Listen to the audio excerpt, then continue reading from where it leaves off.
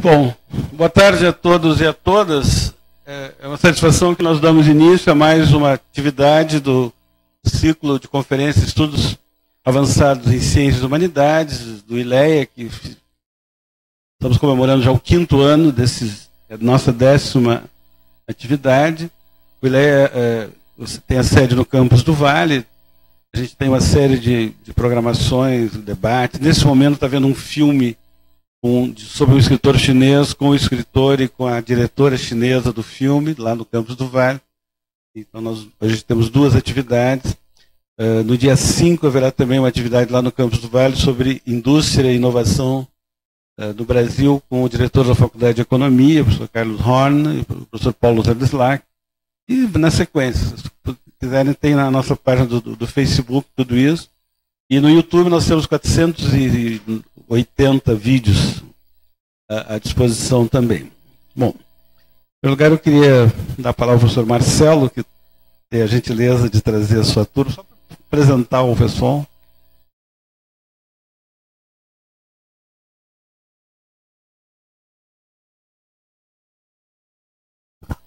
Bom, boa tarde, né, os palestrantes também, e professor José Vicente. E a gente conta aqui hoje com a presença então dos alunos e alunas da turma de Geografia Humana e Econômica, né, que é uma turma do curso de Geografia, uma disciplina do curso de Geografia oferecida para outros cursos, né, tem em especial Ciências Sociais e Serviço Social, nos quais ela consta como obrigatória, e ela é eletiva para uma série de outros cursos, História, Economia, Relações Internacionais, Letras, né, um número bastante grande. Então a gente, né, convidou os alunos, né, transferiu a aula para cá, para prestigiar a palestra. Então agradecer também, né, ao professor José Vicente, Heber e Vanessa. Obrigado, Marcelo. É uma satisfação recebê-los aqui. Então, hoje nós temos 2 palestrantes, pela ordem, o professor Heber Marzulo, que é graduado em Ciências Sociais pelo FCH dessa universidade, também mestre em Planejamento Urbano e Regional pela URGS e doutor pelo IPUR, da Universidade Federal do Rio de Janeiro, com estágio de doutoramento na Universidade de Paris Dauphine, Paris 9. Ele é professor associado do Departamento de Urbanismo, da Faculdade de Arquitetura, também do pós-graduação. No pós-graduação ele trabalha no curso de Planejamento e Gestão e Desenvolvimento Rural, PLAGEDER, e pós-graduação em Desenvolvimento Rural da Faculdade de Ciências Econômicas. Muito obrigado por ter aceito aqui estar.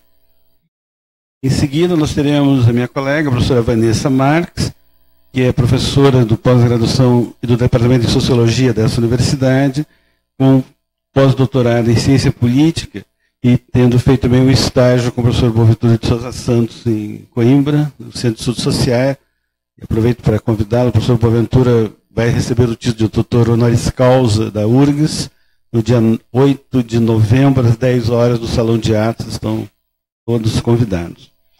A professora Vanessa tem formação em Ciências Sociais, Políticas Públicas e Relações Internacionais e tem trabalhado sobre vários temas, incluindo Sociologia Urbana, Cidades e Movimentos Sociais.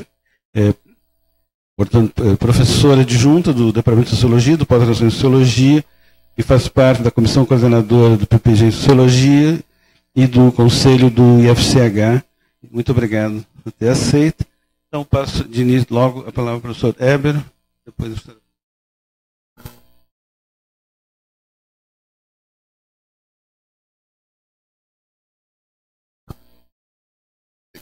Obrigado, boa tarde. Obrigado ao convite do ILEA. Acho que não... Eu não estive nas 10, mas eu tive mais de uma da série de conferências, enfim, o relevante trabalho que vem sendo realizado nos últimos anos sob a direção do professor José Vicente.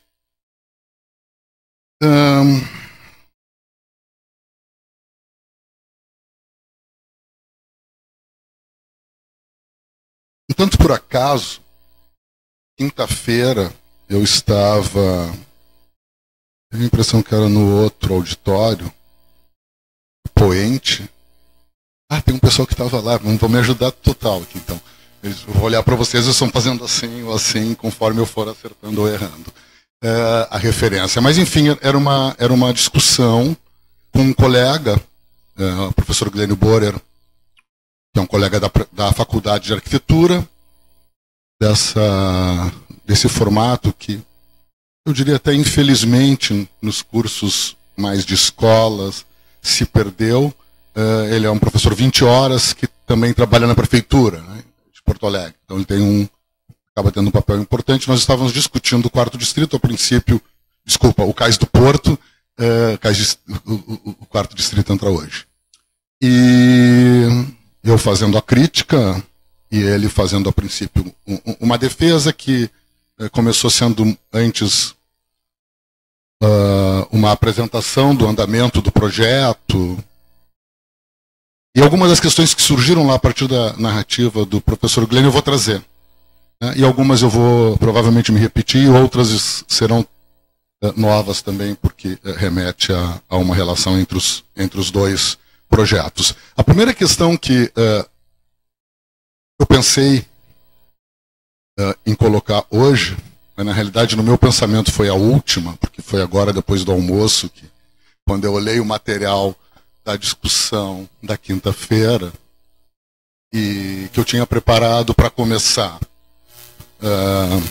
questionando e ao mesmo tempo apontando o quanto a nomenclatura do projeto Cais Mauá assume em si já um total descomprometimento com a história e com a memória daquele local, o que eu acabei não fazendo no debate da quinta-feira e estou fazendo hoje, na medida em que me parece que, em grande parte, se teve, em relação a essa questão, uma derrota para os interesses, que são interesses do capital. Até aí tudo bem. Há pouca coisa que ocorra fora do conflito que não inclua interesses do capital. Então a questão não é essa, mas a questão é uma sobreposição desses interesses que aparecem do ponto de vista discursivo, de modo explícito, na medida em que transformaram o Porto de Porto Alegre, ou, na hipótese mais negociada, o Cais do Porto de Porto Alegre, em Cais Mauá. Eu tenho uma relação de memória, enquanto sujeito social e da cidade, com aquele espaço. Era um espaço que eu ia na infância, etc. Meu pai me levava em alguns finais de semana, era um local que as pessoas iam visitar, era criança. Tem uma vaga, talvez as memórias mais antigas que eu tenha seja desses passeios, porque eram bastante exóticos para mim, na infância, marinheiros, línguas estranhas, etc. Eu sempre ia no Porto de Porto Alegre. Eu fui descobrir que havia nomes dos cais já quando era estudante, provavelmente já na segunda metade dos anos 80 do século passado, quando eu estava no final do curso ou me preparava para fazer um mestrado no Propur. Eu fui descobrir que havia áreas com nomes, uma nomenclatura que era absolutamente interna e para fins territoriais administrativos. E todos nós, quando hoje discutimos, inclusive do ponto de vista de uma perspectiva que é que tem me interessado mais imediatamente em relação ao problema do projeto, tivemos a princípio uma derrota simbólica, porque passamos a discutir o projeto Cais Mauá, e não o projeto Cais Mauá contra o Porto de Porto Alegre, ou contra o Cais Mauá. Na pior das hipóteses, eu ainda acho que se trata do Porto de Porto Alegre, que estava em volta do portal do Porto, era Porto de Porto Alegre ao longo do tempo, até que, enfim, se deixa de utilizar, etc. e tal, e ressurge com esse projeto. O mesmo, a princípio, não ocorreria com a discussão do 4º distrito, na medida em que resgata e faz um movimento talvez até o oposto, de resgate da nomenclatura histórica da área. No entanto, passa por uma demarcação da área, por uma nova delimitação da área. Ou seja, o 4º distrito, historicamente, de Porto Alegre, não exatamente corresponde, ao longo do tempo, à área onde hoje se desenvolve o projeto do 4º distrito. Esse com uma concepção de distrito criativo. Adiante. Eu vou ter que ficar fazendo. Bora. Gustavo. A primeira questão que me parece importante, então, se formos pensar do ponto de vista de uma questão para o projeto em relação ao Porto de Porto Alegre, é que ele em nenhum momento das suas imagens, a não ser a partir de uma demanda legal, jurídica, que exigia um tratamento específico, colocado já no nível de edital dos armazéns tombados, não incluindo o que é listado, não incluindo o inventariado, apenas os tombados, que tem um projeto específico, mas não reconhecem aquilo que projetos recentes reconhecem como fundamental na constituição do entorno da área. Particularmente, essa constituição de eixos marcados por elementos. Alguns estudos desenvolvidos, em especial a partir da implantação do projeto Monumenta, na Praça da Alfândega, trataram a importância dessa área porque nela está na origem o tecido colonial. Ou seja, há uma configuração aqui e uma forma de ocupação posterior ao século XIX, mas que se sobrepõe a um traçado colonial. Então talvez seja das memórias mais antigas dos primeiros padrões de ocupação da cidade de Porto Alegre, do sítio de Porto Alegre, esteja nessa organização, que vai ter uma atualização, hoje transformada em histórica, a partir do século XIX. O projeto, a Ismauá, não estabelece nenhuma discussão, nenhuma relação com esse entorno e com esta historicidade. Até porque isso seria provavelmente impeditivo dos princípios para o desenvolvimento do projeto. Outra dimensão que me parece fundamental para problematizarmos o projeto tal como ele aparece, e obviamente a tarefa eu estou deixando para os interessados em buscar o projeto, enfim, em redes sociais, na internet, e tentar descobrir o nível de detalhamento em que ele está sendo apresentado publicamente, que é bem pequeno. Vocês vão encontrar detalhamentos muito maiores em estudos críticos ao projeto. A minha crítica não remete à problemática do projeto. Remete a uma questão urbana, ou seja, uma outra escala e uma dimensão de memória. Desse ponto de vista, eu, de alguma maneira, diria que eu sou crítico ao projeto, mesmo que ele responda a um conjunto de críticas projetuais em termos arquitetônicos que tem se colocado. Porque eu sou crítico à implantação e eu sou crítico àquilo que na arquitetura e no urbanismo denominamos programa. Ou seja, o que vai ser instalado e a implantação, aonde está sendo instalado. Nós vamos ter na ponta sul, próximo à usina, a instalação de um shopping com estacionamento para 4.500 carros,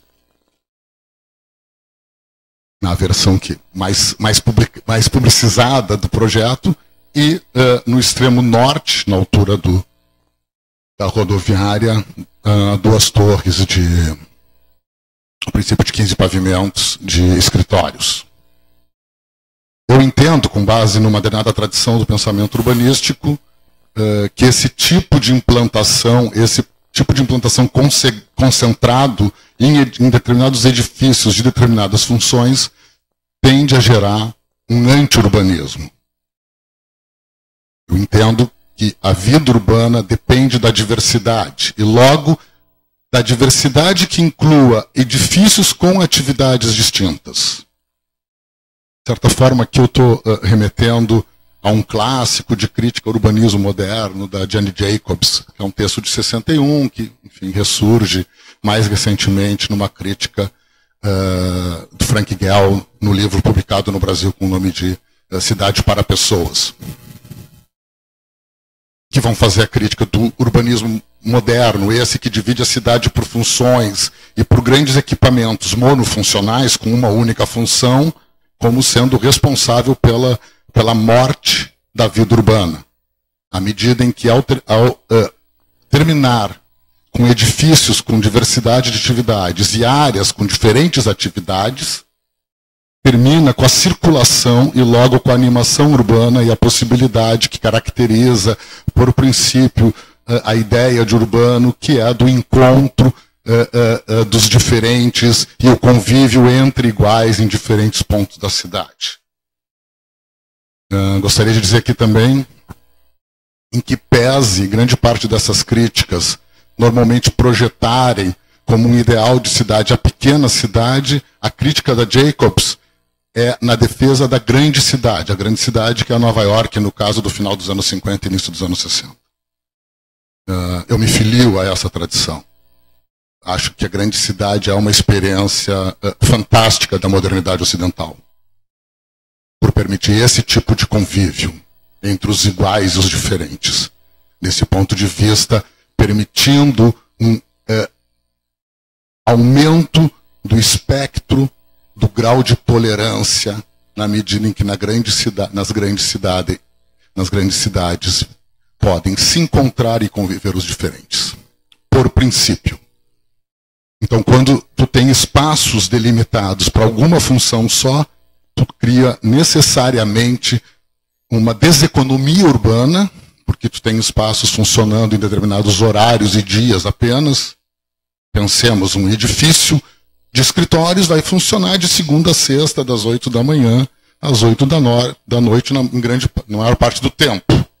Um edifício residencial vai funcionar com grande atividade nos finais de semana e à noite. Um edifício misto vai poder ter atividades o tempo inteiro. Essa animação, inclusive, e já lá no início dos anos 60, a Jacobs chamava atenção, ela tem, inclusive, um efeito de segurança urbana, porque vai permitir que não haja espaços sem circulação, e a circulação é um elemento fundamental para a segurança. Falando aqui apenas do ponto de vista urbano, não vou entrar na seara onde temos um dos grandes especialistas do mundo sobre a questão da violência e da criminalidade, o professor José Vicente. Mas há uma outra questão que o projeto em nenhum momento leva em conta, e os órgãos públicos que viabilizaram o projeto não colocam isso como determinante. É a dimensão da atividade econômica. Estamos falando de um tipo de atividade econômica e de um tipo de produção de objetos que já está ou tende aceleradamente para o ostracismo. Desse ponto de vista que remete a um modo de produção com o qual nós não convivemos mais, cuja manutenção enquanto memória e enquanto patrimônio, cartas mais recentes, a partir de 2003, em Nizhny Tagil, na Rússia, vão tratar disso como patrimônio industrial. O cais do Porto de Porto Alegre, o Porto de Porto Alegre, é um dos grandes depositários de um patrimônio industrial que corre risco em sua preservação e logo na capacidade e na importância que o patrimônio tem no sentido de criar um elo histórico entre as diferentes gerações capaz de constituir uma amálgama que permita, entre diferentes gerações, o sentimento de pertencimento a um determinado lugar. Ou visto de outra maneira, a transformação constante e acelerada e aqui, em meu entender, a dimensão do patrimônio e da memória se torna particularmente relevante na contemporaneidade em função da velocidade como as transformações dos edifícios e das cidades têm ocorrido nas últimas 3 décadas, mas em particular no século XXI, em função de inovações tecnológicas, tanto do ponto de vista projetual quanto do ponto de vista de técnicas construtivas. Se constrói mais rápido. O tempo de construção de um edifício é muito mais rápido do que era há 20, 30 anos atrás. Não vi estudos, mas provavelmente numa aceleração muito maior do que períodos anteriores. Pelo menos tomando como referência o pós-guerra. Então, hoje as políticas de preservação são fundamentais no sentido de permitir que se mantenha elos do sentimento de pertencimento de uma população a um lugar. Particularmente relevantes na contemporaneidade em virtude desta aceleração das transformações tecnológicas e seu impacto naquilo em que até pouco tempo se reconhecia uma grande perenidade. Se pensava o espaço urbano e o espaço dos edifícios como extremamente perenes. Adiante. Aqui mais uma imagem com outros elementos específicos de uma época histórica. Adiante, Gustavo. E aqui um efeito recente, do meu ponto de vista grave. Nossa universidade passou por isso há alguns anos, com o cercamento do campus. Enfim, me soou agora parecido com o cercamento dos campos do século XVII na Inglaterra, mas enfim, o cercamento do campus, né? E nós agora na faculdade de arquitetura, o que é quase paradoxal e um pouco vergonhoso, estamos correndo o risco, quer dizer, parece que já existe a decisão de que vão cercar a porta da faculdade que conecta com a rua, que conecta com o Sarmento, que é dos últimos lugares de uma certa segurança naquele trecho, exatamente porque tem um controle da portaria, tem um controle das pessoas que estão dentro, tem o controle das pessoas que estão fora, parece que vão cercar e aquilo nós vamos ter uma entradinha por algum canto, um pouco como fizeram aqui nesse campus onde nós estamos, né? Nós entramos pelos fundos desse prédio. Em tese, supondo que isso traz segurança para nós. Não é para nós. É para nós enquanto membros da URGS, depois que estamos aqui dentro. Porque depois, como cidadãos de Porto Alegre, nós vamos estar à mercê, como qualquer um, da falta de conexão e dos olhos dos prédios da universidade e da rua que não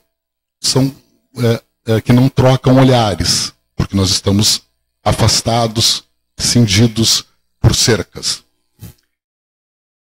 Isso é o que aconteceu, num projeto de um anfiteatro dentro de um parque. Ou seja, a ideia de um espaço público para atividades culturais e artísticas no interior do parque se transformou num enclave de um teatro privado no interior do parque. Ou seja, o parque perdeu o seu auditório e se passou a ter um auditório dentro do parque. Esse tipo de intervenção gera uma inversão do sentido primeiro projetual.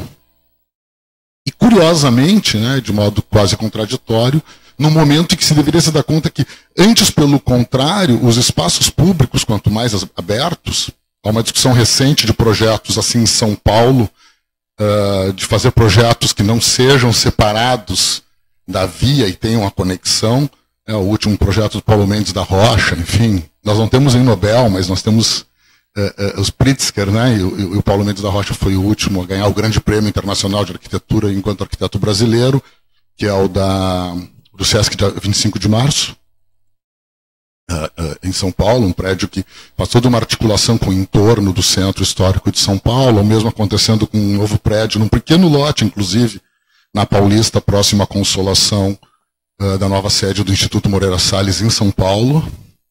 e alguns prédios, alguns edifícios comerciais e residenciais que começam a surgir novos com esse desenho de articulação, né? O paradigma paulista acaba sendo esse tipo de relação, o Copan e o Conjunto Nacional, né? De grandes edificações que se articulam com a rua. Em ambos os casos, a cidade passando por dentro da área do conjunto.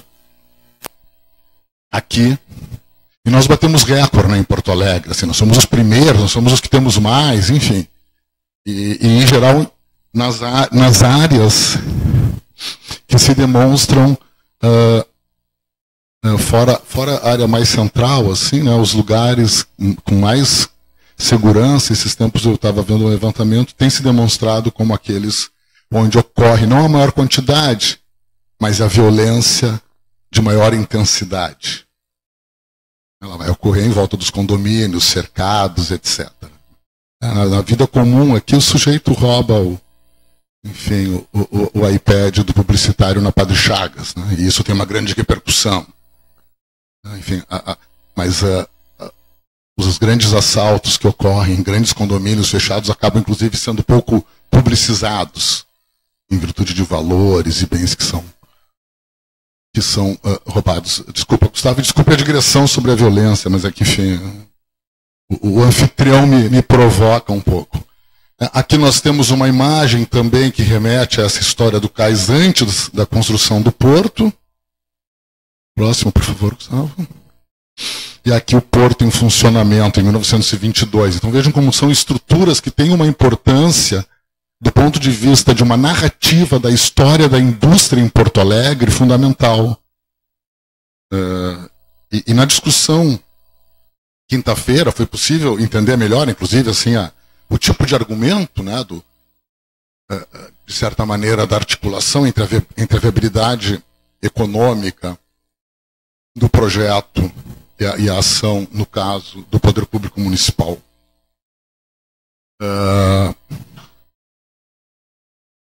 O que não deixa de ser uma possibilidade de disputa, eu até chamava atenção disso na semana passada, né? Porque afinal agora, essa é uma questão que se encontra no âmbito municipal, ou seja, a possibilidade de nós que vivemos em Porto Alegre nos manifestarmos e termos alguma capacidade de pressão sobre o órgão decisor é maior se isso estivesse numa alçada federal ou até mesmo numa estadual, embora na estadual já tivesse maior possibilidade. Mas enfim, me parece importante. E aqui eu só trago um exemplo, todos nós, enfim, pelo menos os que somos de Porto Alegre, certamente temos um conjunto de experiência até que tenha ocorrido o fechamento do acesso ao porto em virtude do projeto, de formas de utilização que se demonstraram absolutamente pertinentes, eficazes, funcionais, tal como teatro, tal como estúdios de gravação, tal como exposição de artes, no caso a Bienal, tal como a expansão da Feira do Livro, nos períodos de Feira do Livro. Ou seja, ao contrário de muitos outros casos, nesse caso nós tivemos nos últimos anos, ou até poucos anos atrás, um conjunto de atividades ocorrendo nesses espaços que apontam um potencial de utilização. Obviamente, para isso, teria que se inverter toda a dinâmica.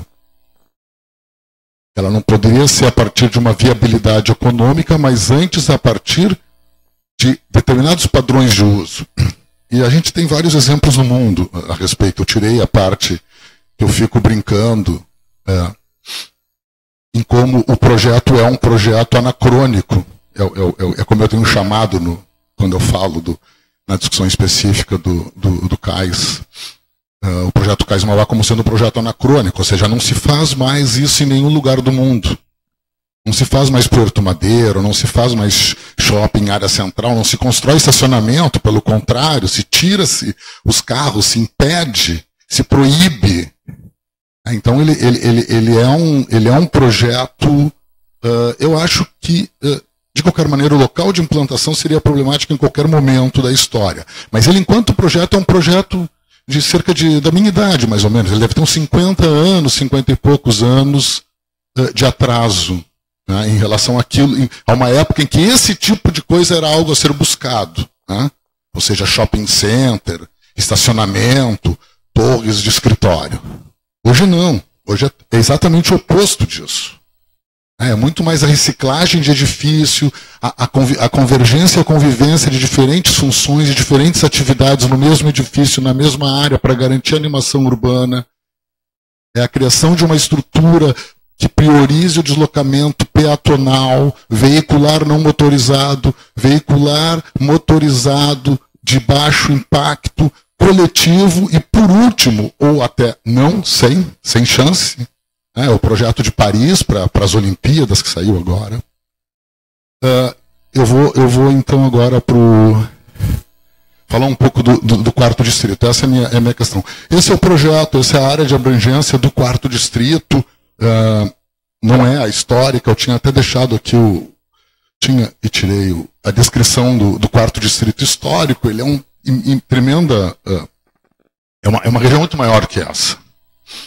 Esse seriam os bairros que comporiam o projeto do quarto distrito a partir de diferentes discursos. Adiante, Gustavo. E aí o programa, digamos assim, o programa urbano para as diferentes áreas desse novo quarto distrito.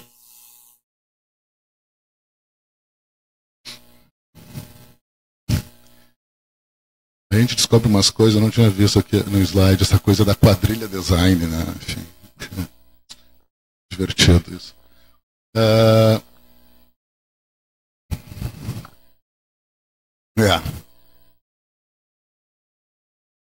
É importante, por exemplo, se compreender que ele se trata fundamentalmente, na perspectiva que ele aparece hoje, de uma grande operação tal qual o Cais do Porto, e aí eu acho que é a grande questão, né? Ou seja, da gente forçar o poder público, aos poderes que em tese representam a sociedade, para que atuem no sentido de controle dos interesses do capital. Eu não posso ser ingênuo, e acho que, enfim, é melhor não sermos, né? No sentido de pressupor que isso é um problema do capitalista. Ele, enquanto capitalista, ele quer acumular e concentrar capital. Ele está na dele. O que nós temos é que construir mecanismos sociais de controle. A princípio, temos ainda, com algum grau de capacidade, a ideia do Estado para realizar isso. E o que nós temos visto é o contrário, é um Estado que viabiliza a ação do capital, inclusive, às vezes, de modo articulado, incluindo instâncias e instituições que não esperaríamos.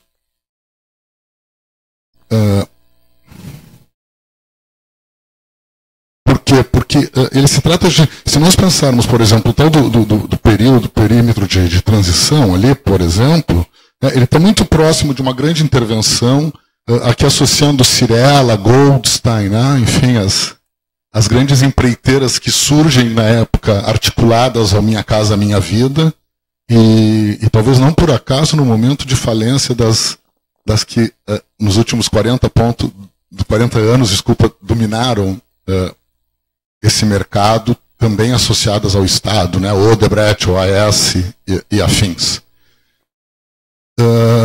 E lá adiante, lá na Farrapos, Humaitá, né? Lá naquele trecho lá, uma outra grande operação de valorização fundiária, num aterro, que foi um aterro sanitário, enfim, desde a implantação do próprio conjunto Humaitá, é uma área muito complexa, muito delicada, e onde se faz a operação a partir da implantação de um estádio de futebol. Eu não vou falar muito, porque eu sou muito suspeito para fazer a crítica, né? Eu vou ter que tentar dar um jeito de fazer alguma crítica mais ao Sul para garantir algum grau de neutralidade. Mas aqui é, obviamente, uma operação absolutamente imobiliária que se insere, então, no interior de um quarto distrito. Então, assim, a questão é fundamentalmente uma questão de valorização fundiária. Se alguém for investigar isso a fundo, em Porto Alegre, nesse momento que eu saiba, não tem ninguém fazendo do ponto de vista da problemática da economia urbana. Em outros lugares do país se fazia isso aqui nos anos 80, em estudos da FEE, né, que foi uma área que diminuiu muito também dentro do processo da FEE, assim como diminuiu muito na escola de economia, a área de economia urbana. Mas, enfim, tu vê quem são os proprietários fundiários, quem é que vendeu, quem é que ganhou na negociação de terras, com a construção de um hipotético projeto de 4º distrito, enfim. Adiante, por favor, Gustavo. Adiante. Aqui, uma segunda questão que me aparece como bem relevante em relação à problemática do 4º distrito é a articulação com a ideia da economia criativa. Eu vou fazer um spoiler da minha própria apresentação, eu não resisto, então. Eu vou contar o fim dela. Um dos autores mais insensados na discussão da economia criativa, o Richard Florida, um americano, acaba de lançar não sei se é esse ano ou no final do ano passado, um livro, depois está no final ali no último slide, onde ele faz um meia-culpa, ele faz uma autocrítica do projeto. E alguns estudos mais recentes têm apresentado uma articulação entre desigualdade e economia criativa. Então, a ideia de que a economia criativa seria algo capaz de incidir na diminuição da desigualdade social tem se apresentado como uma abordagem absolutamente equivocada, e que o que ocorre é o inverso. Ou seja, lugares que tendem a desenvolver a chamada economia criativa tendem a criar mais desigualdade em função dos atributos básicos para o desenvolvimento da chamada economia criativa. Capital cultural, capital educacional, domínio tecnológico, acesso à alta tecnologia, tudo que os mais pobres não têm. E não só aqui, em tudo que é lugar do mundo. Eles são os que têm menos acesso a exatamente essas condições, que são as condições fundamentais, né? Então a ideia é que haveria a emergência de uma nova classe, de uma classe criativa, e que aí haveria um bojo de uma transformação no interior do próprio capitalismo, no sentido de diminuição da desigualdade, tem se apresentado como absolutamente equivocado. Você já estava lendo, por acaso, uma entrevista de um físico do MIT que trabalha com aplicação de modelos físicos para a economia urbana, e aí ele fez a aplicação no Brasil e estava chamando a atenção, ele está preocupado com a diversidade, com a economia criativa, etc. e tal, e aí chegava à conclusão que já aparecia, a informação que eu tinha, estudos do IPEA e tal, que já aparecia na comparação entre o censo de 2000 e de 2010. Porto Alegre e Belo Horizonte foram as capitais onde a desigualdade mais aumentou de um censo para outro. Porto Alegre e Belo Horizonte. Pois elas aparecem no estudo do físico economista do MIT, no Brasil, como os espaços de maior diversidade, com maior potencial para desenvolvimento, particularmente de novos setores do capitalismo, a saber, o da economia criativa. A boa notícia é marcada por uma perspectiva sinistra. Gustavo, por favor. Aqui uma geral da área, né? Importante então ver que nós temos já um vetor acima, que é o vetor 24, e todo aquele aburguesamento através de novos usos que ocorreu nos últimos anos, do moinhos de vento, e toda a política de desenvolvimento urbano e de valorização fundiária na área do 4º distrito. Isso parece, mas não é o fim, poderia ser, né? Adiante. Aqui alguns detalhes de equipamentos da área do chamado 4º distrito. Isso aqui é a antiga sede da Brahma, né? O Total. Adiante.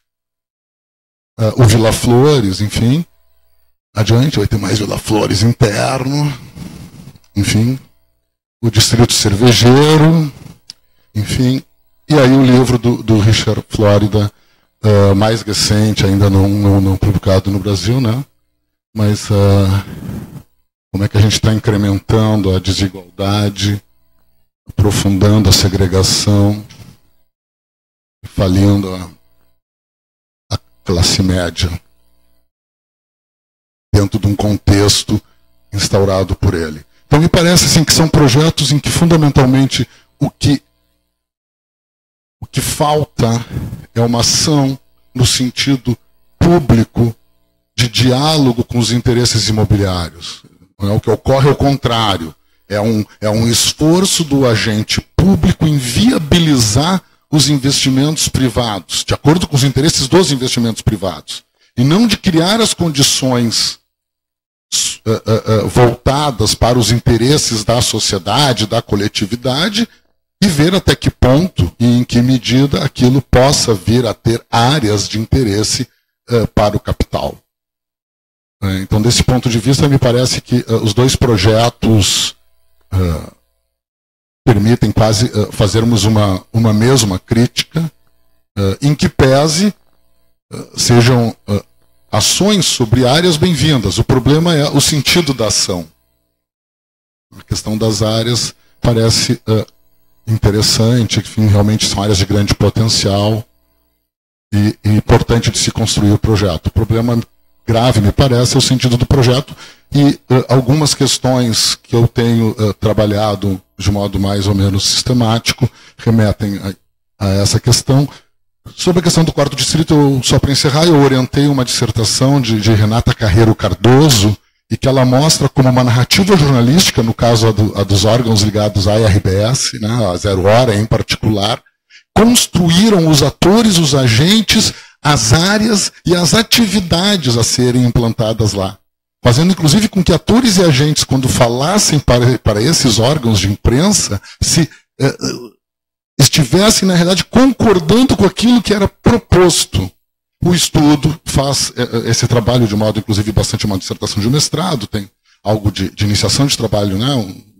De primeiro trabalho mais acadêmico-científico de nível mais sofisticado, mas aponta, por exemplo, a potencial articulação entre essa construção narrativa de uma área com determinado conjunto de atores, com determinado tipo de agente, e com o fato do grupo ter vínculos diretos e imediatos com o capital imobiliário e com investimentos na área. Eu não acredito em coincidências. Por enquanto era isso. Obrigado. Obrigado a todos.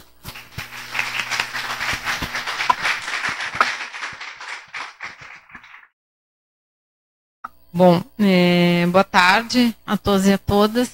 Eu gostaria de agradecer o convite para estar aqui hoje.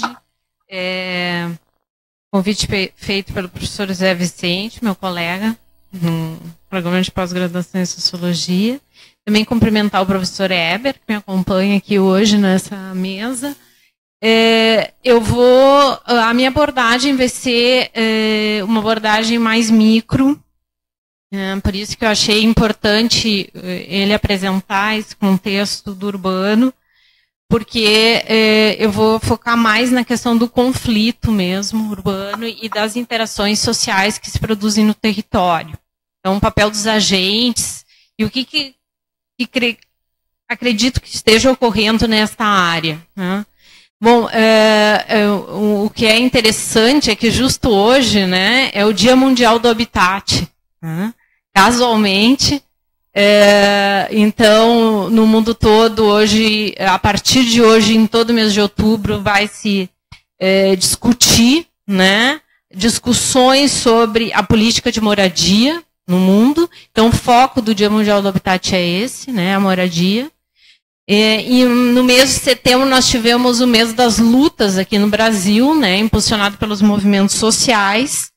E discussões sobre as ocupações que estavam acontecendo no Brasil e que cada vez emergem com mais força, né?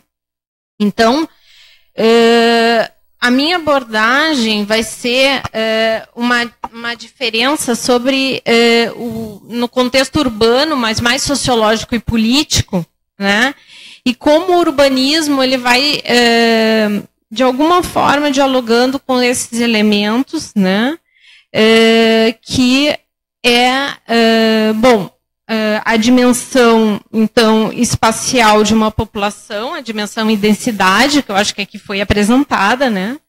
Além de trabalhar com a questão da cultura urbana. Mas dentro do eixo estruturador da minha fala, eu fiquei pensando, bom, o que eu posso trazer para esse debate do Cais Mauá e do Quarto Distrito?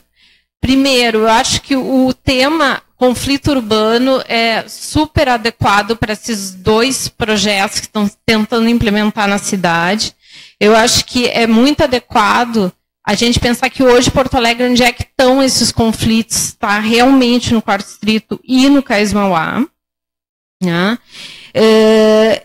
E a minha fala, então, vai se estruturar da seguinte maneira. Primeiro, uma abordagem sobre a questão do confronto e conflito, né? E como essa estratégia de contestação e mobilização está se dando hoje na cidade de Porto Alegre, né? As idas e vindas, né? Os coletivos que se organizaram e aqueles que se transformaram, né? Nessa discussão.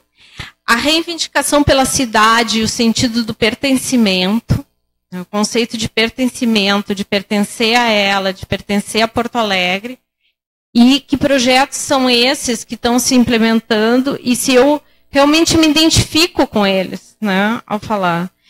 E a outra coisa seria a mudança desse projeto político que está acontecendo na cidade, né, aliado aos instrumentos de gestão urbana, que se desconstroem, alguns que não são segurados por leis. Né? E o que está operando no território? É o sentido da participação, na verdade, que hoje os instrumentos e os canais institucionais de participação, eles estão se corroendo, né? E a gente está assistindo isso, cada vez mais um afastamento desse diálogo entre Estado e sociedade. Então, se o Brasil foi constituído como um dos países, pela Constituição Federal, com mais instrumentos e canais institucionais de participação, hoje nós estamos assistindo, então, aqui na cidade de Porto Alegre, fecharam as portas em relação a esse diálogo. Então, como é que a gente vai trabalhar nesse cenário de uma falta de diálogo e de canais que façam esse diálogo entre Estado e sociedade? E, por último, e ao longo da exposição, trabalhar com a ideia, então, o que essas reivindicações do Cais Mauá e do Quarto Distrito, quais são os pontos convergentes e quais são os divergentes, né? O que acontece de igual aqui, nesses dois casos, e o que é diferente? Bom, eu vou trabalhar assim para iniciar, tem um professor lá do IPUR que eu gosto muito, da UFRJ, que é o Weiner, né? E ele está trabalhando hoje com uma dimensão da questão do planejamento e conflitos urbanos, que é o planejamento conflitual, né? Eu acho que isso é extremamente importante, a gente partir desse debate de uma tradição que hoje nós estamos iniciando uma ideia. Bom, vocês viram na cidade do Rio de Janeiro, com os mega eventos, e a cidade sede da Copa, que muitos retrataram isso durante 2014 e 2016, os embates e os conflitos que aconteceram no território, as desocupações e violações, no caso das desocupações dessas ocupações, e a questão do planejamento e os conflitos urbanos aparecendo e emergindo. Então, desde a Copa, desde os mega-eventos, sempre existiram, claro, mas com força a partir em diversas cidades do Brasil. Então, o Weiner diz o seguinte, que na contramão da utopia da cidade pacificada, né, emerge e às vezes submerge, né, a utopia da cidade insurgente, conflituosa e rebelde. Então, aí, e quando isso acontece, né, a gente pode perguntar, bom, acontece na luta contra as remoções, nas resistências ativas e passivas e nos processos de expropriações e privatizações dos espaços urbanos, que é o que a gente viu aqui, o que está acontecendo, né, que foi mostrado na exposição que o professor Eber fez. Bom, então, como é que a cidade reafirma, então, essa vitalidade, essa urbanidade a partir de um cenário de conflito, que é o que nós estamos vivendo? Então, quando a gente trabalha com a questão dos movimentos sociais e com as organizações sociais, a gente vê que não há uma homogeneidade na questão do conflito, né? Essas dinâmicas de mobilização e de negociação e esses confrontos, eles vão acontecendo de forma de recuos, né? Que o Taro e o Chile falam. Eu vou para o confronto político, eu recuo. E nesse momento onde existe uma falta de diálogo das instituições e dos canais de participação, existe não existe um recuo, existe uma situação de conflito. Então, essa situação de conflito, ela tende a se exacerbar nesse momento, onde, no contexto de oportunidades políticas, essas não existem. Então, nós vemos aí um conflito social exacerbado, né? E os atores sociais, então, se mobilizando e criando meios e capacidades para que haja essas interações coletivas. Tá? Então, como é que a gente pode pensar isso na cidade de Porto Alegre? A cidade de Porto Alegre foi uma cidade do orçamento participativo, historicamente, por exemplo, eu participei de uma pesquisa grande em São Paulo, quando eu estava no Instituto Polis, que a gente fez sobre o relatório do Estado da Cidade no Brasil. E a gente via, por exemplo, com os dados, que a região sul é uma região que que tinha uma concentração de instituições participativas, que as organizações sociais, que as instituições participativas, elas se mobilizam. Então, existem diversos movimentos sociais que têm uma tradição da participação. Então, como é que a gente hoje vê Porto Alegre como uma cidade, que sentido de pertencimento e de identificação ocorre hoje em relação aos movimentos e atores sociais? Bom, como é que a gente pode articular uma cidade que foi referência para o mundo em ativismo, né, com a construção do Fórum Social Mundial e com mobilizações em relação à memória? Então, a gente viu, por exemplo, no histórico, trazendo um pouco o histórico dessa questão de Porto Alegre, a questão tanto do mercado público como da usina do gasômetro, o abraço, né, como performance, como uma forma de reivindicação e de mobilização, e como é que hoje a gente pode trabalhar com a questão de conseguir mostrar para Porto Alegre que o Cais Mauá é de todos. Então, uma das problemáticas aqui que eu levanto, que é uma coisa que eu insistia muito para as pesquisas, é a questão do desengajamento. Assim, quando é que ocorre esse engajamento? Quando é que ocorre esse momento mágico, digamos, que eu me engajo por uma luta social, que eu me identifico com uma agenda, e quando é que isso não ocorre? E como é que os movimentos sociais que estão puxando essa bandeira e colocando essa luta para dentro da sociedade não conseguem fazer com que as pessoas se mobilizem por aquilo? O Cais Mauá de Todos é uma referência para a cidade. Ela não pertence a um bairro, o Cais. Ele pertence a toda a cidade. Então, como é que a gente vai mobilizar as pessoas para que elas percebam e que elas se identifiquem que, se alguma privatização acontecer nessa área, isso vai prejudicar o acesso e ao espaço público a toda a população da cidade? Então, esse engajamento, que é difícil a gente conseguir fazer nesses casos. Então, existe uma situação de construção de agenda dos movimentos, mas essa agenda, então, ela tem que ser expandida, digamos, ou seja, confluir em redes com outros movimentos sociais para que se perceba, então, que esse é um projeto de cidade. O Cais Mauá corresponde a um projeto de cidade. Além de que a gente está falando, por exemplo, do Quarto Distrito, mas o Quarto Distrito está muito identificado com o bairro, né, com aquela zona, ainda que esteja na cidade. Então, uma outra questão que é importante também a gente pensar é essa dimensão do global, né? Essa hierarquia de escalas que a Sassen fala. Como é que a gente vai articular isso? E a gente está vendo essa força do global nas cidades, da financiarização das cidades. Isso está acontecendo, de cada vez com uma maior ofensiva. Nos conflitos urbanos, isso acontece diariamente. Nas cidades que recebem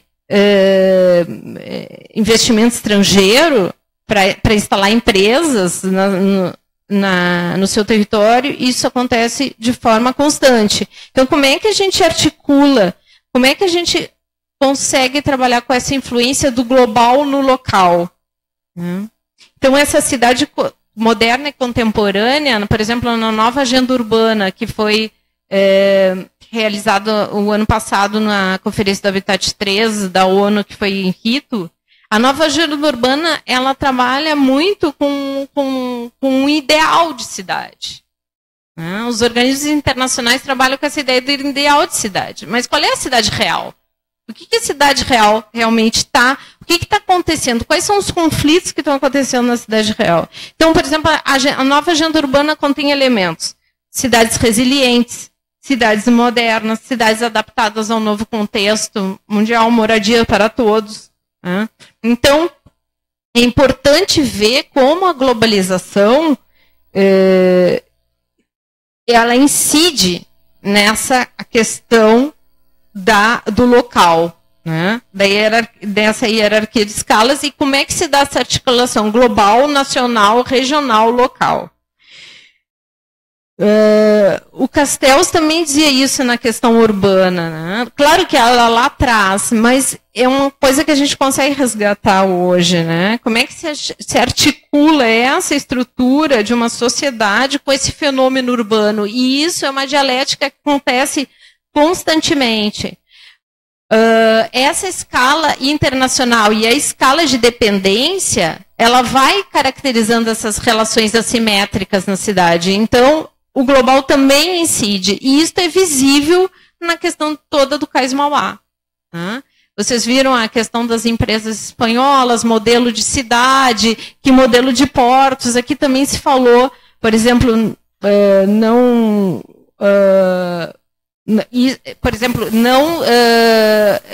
no modelo de portos do mundo, mas se importa para as cidades, por exemplo, da periferia do capitalismo, digamos, se exporta exatamente esse modelo. E foi isso que aconteceu com os portos de Barcelona, Rosário, Buenos Aires, etc.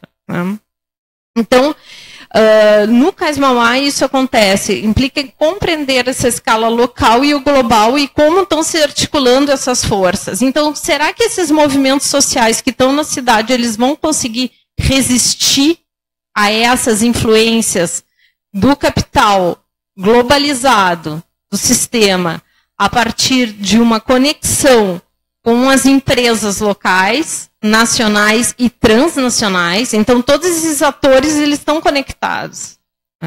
Então, como é que isso influencia? Como é que se pode impedir esses modelos globalizantes no contexto urbano? Aqui se falou na Jacobs.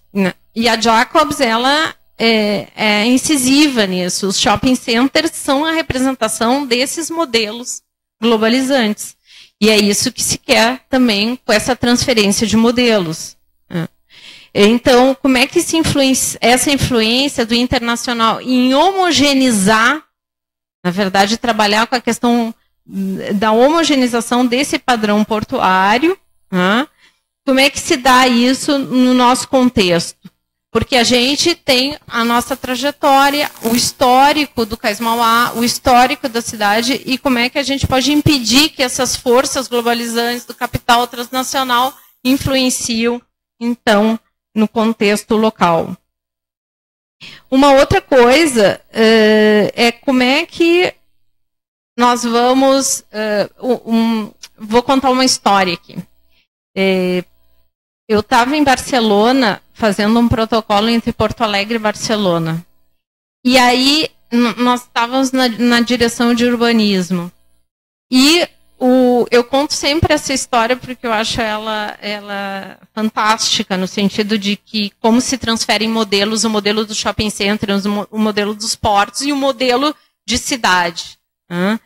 E esse diretor de urbanismo dizia, veio uma empresa norte-americana, né, querer fazer uma construção no porto de Barcelona, não sei se vocês conhecem Barcelona, que hoje está passando por um momento crítico, mas enfim,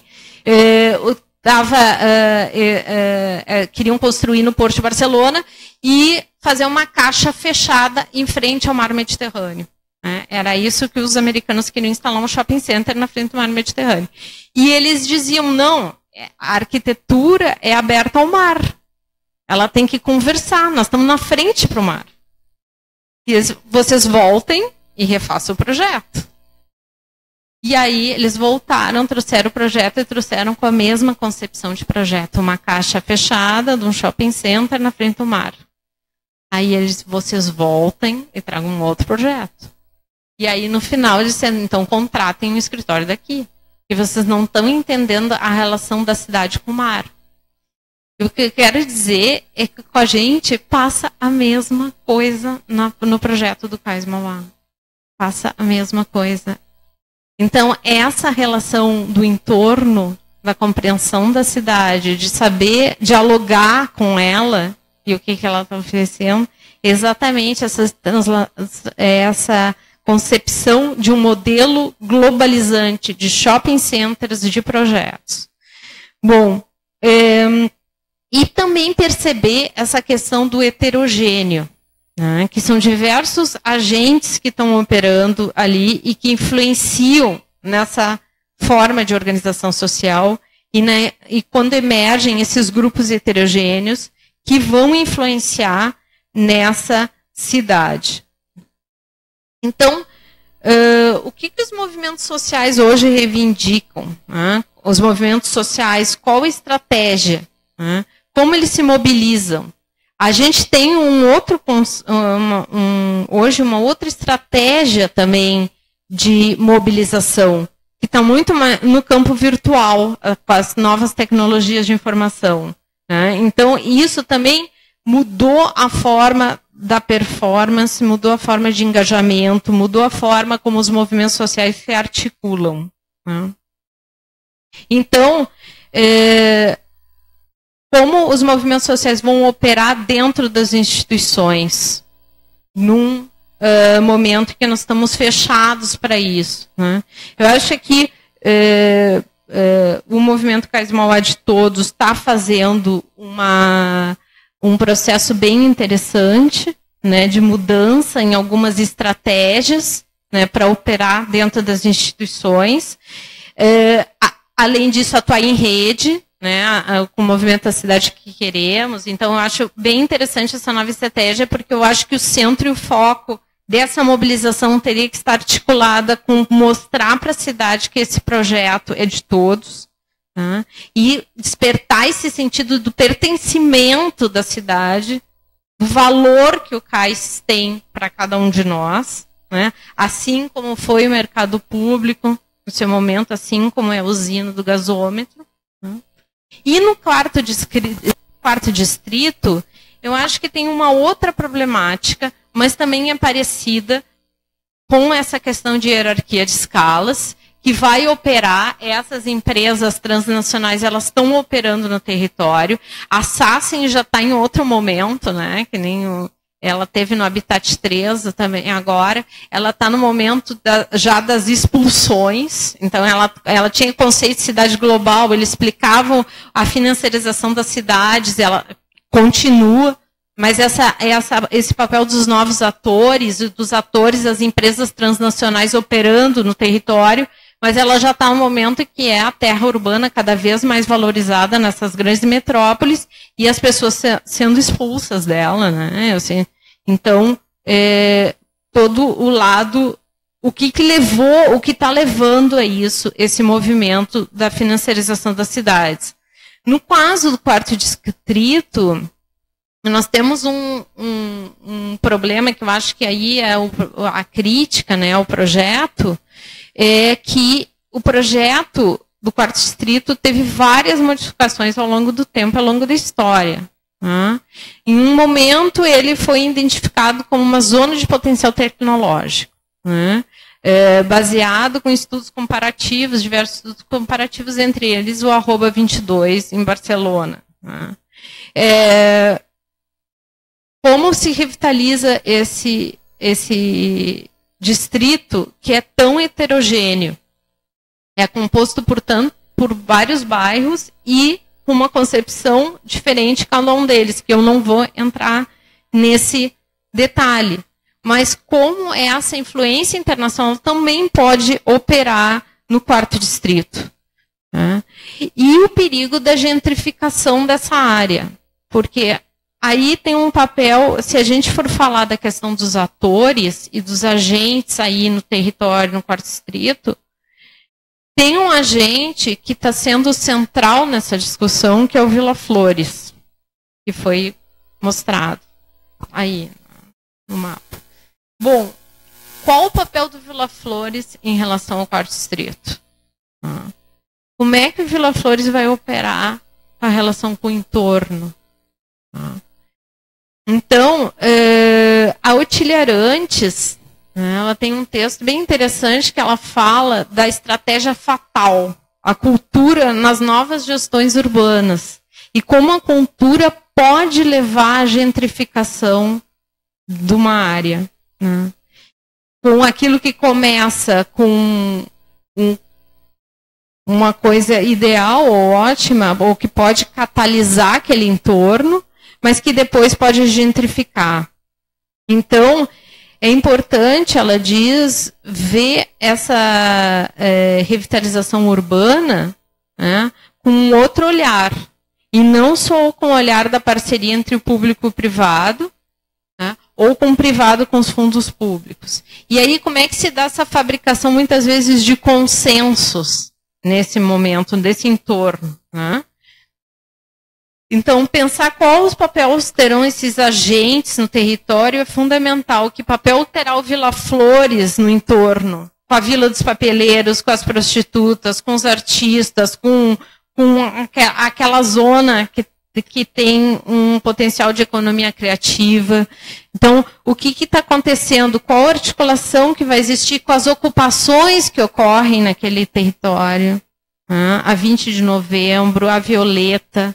Então, qual a articulação que vai ter para que essa zona tenha, então, seja inclusiva, né? É que ela não exclua as pessoas que sempre viveram naquele local. Então, hoje, nesse contexto, também foi apresentado, né, para a prefeitura, que eu acho que um plano, né, no final do ano passado para essa área, né? E que plano é esse? Né? Existe perspectiva de habitação de interesse social nesse plano? Como é que ele se articula com os atores e os agentes, né, dessa área? Então, em suma, para terminar, o que eu gostaria de trazer aqui, sei que são muitos interrogantes, né, mas penso que o conflito ele é importante nesse momento, né, ele é necessário. A importância da reivindicação do direito à cidade, né, com uma concepção do direito à moradia, direito ao espaço público, direito a ter voz, direito a reivindicar esses espaços de diálogo entre Estado e sociedade, né, ele é importante. Então, o direito à cidade não é só um apelo hoje, ele é uma exigência, né? E ele não pode ser visto simplesmente como um direito de visita ou um retorno à cidadania, como diria o Lefebvre, né? Ele deve implicar nessa transformação da vida urbana. E um modo de reinventar a cidade. Reinventar e também reivindicar um poder dentro dela.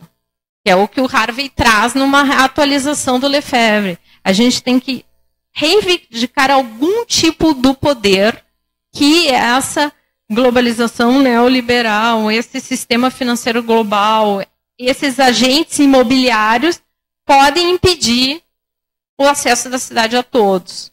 Né? Então, é importante a gente identificar esses agentes, ver as mobilizações, os conflitos e as reivindicações que estão emergindo, atuar em rede, formular novas estratégias, novos repertórios, novos conjuntos e formas de ação e reivindicar o direito à cidade, tanto no contexto mais amplo da cidade para todos, né, do contexto da cidade com o projeto do Cais Mauá para todos, com acesso livre, reivindicando esse pertencimento da cidade, tanto no Cais Mauá como no 4º distrito. Acho que é isso.